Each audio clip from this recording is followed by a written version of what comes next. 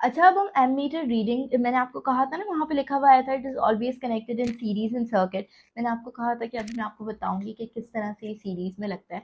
तो अब देखें, यहाँ पे एक बैटरी लगा दी है इन्होंने। It is connected in series in circuit. It black terminal is connected with negative and red terminal is connected with positive terminal in the circuit. क्या कह रहे हैं, ये एक लाइट बल्ब है, ठीक है, यहाँ पे जो है एक बैटरी है और ये रहा एमीटर। ये जिस सीरीज में ये था इसी सीरीज में हमने इस एमीटर को कनेक्ट किया।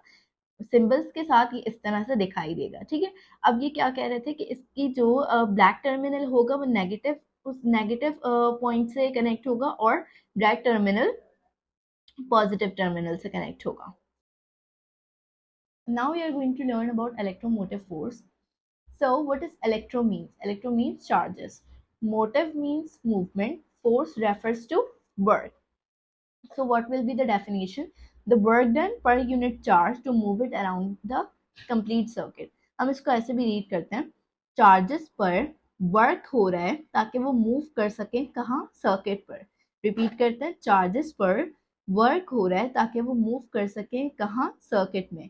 EMF equals to work upon charge. EMF equals to work upon charge. Work को हम W सिंबल से शो करते हैं और charge shown by Q symbol. Okay, this is a scalar quantity, means it has only magnitude, no direction, and ऐसा unit क्या है इसका भाई, joules per coulomb है, means volt. joules per coulomb क्या बनाता है, volt. Okay, now here they are saying an EMF source converts other form of energies into electrical energy. इसका काम क्या है भाई, EMF का, कि ये अदर फॉर्म ऑफ एनर्जीज को इलेक्ट्रिकल में चेंज करता है, ठीक है ना। अब यहाँ पे बैटरी दी हुई है, वायर्स है और वायर है और लाइट बल्ब है।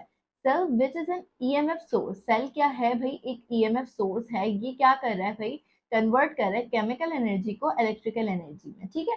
अब इसकी एग्जांपल्स देखते हैं। सेल बैटरी में क्या हो रहा है भाई, सेल बैटरी में हो रहा है convert chemical energy into electrical energy. Solar cell में क्या हो रहा है भाई, लाइट एनर्जी चेंज हो रही है इलेक्ट्रिकल एनर्जी में। इस तरह जनरेटर में क्या हो रहा है, मैकेनिकल एनर्जी चेंज हो रही है इलेक्ट्रिकल एनर्जी में। तो हमें ये भाई ये क्लियर हो गया कि EMF जो है वो क्या करती है, दूसरी एनर्जीज को, किसी भी तरह की एनर्जी को इलेक्ट्रिकल में चेंज करती है। Okay, Here's one more example. Piezo electric crystal में क्या होता है भाई, साउंड एनर्जी को इलेक्ट्रिकल एनर्जी में कन्वर्ट करता है।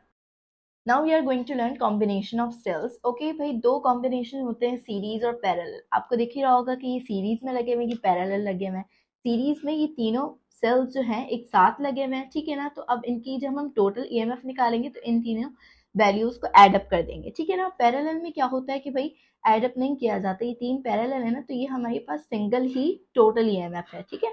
क्या कह रहे हैं, cells in series do not last long and deplete faster. जो भाई सीरीज में जो सेल्स होते हैं ना वो जल्दी खत्म हो जाते हैं, ठीक है ना, और they do not last longer. Why, आप खुद ही देखो, ये तीनों सेल्स एक साथ लगे हुए, तो अगर एक वर्क नहीं करेगा तो पूरा सर्किट ब्रेक हो जाएगा। ऐसा नहीं होगा कि ये वर्क नहीं कर रहा बट इन दो सेल्स की वजह से सर्किट चल रहा है, ऐसा नहीं होगा, क्योंकि यार सीरीज में लगे हैं, ठीक है ना। पैरेलल में हमारे पास इस चीज का डर नहीं होता। पैरेलल है, तीनों का अलग अलग वे है। अगर फॉर एग्जांपल ये सेल डिप्लीट हो जाता है तो हमारे पास अभी भी दो वेज होंगे करंट के। Cells in parallel last longer and deplete slower. अब क्या कह रहे हैं थर्ड पॉइंट में, if one cell fails the whole combination stop working, if one cell fails the combination keep working. यही अभी मैंने आपको बताया।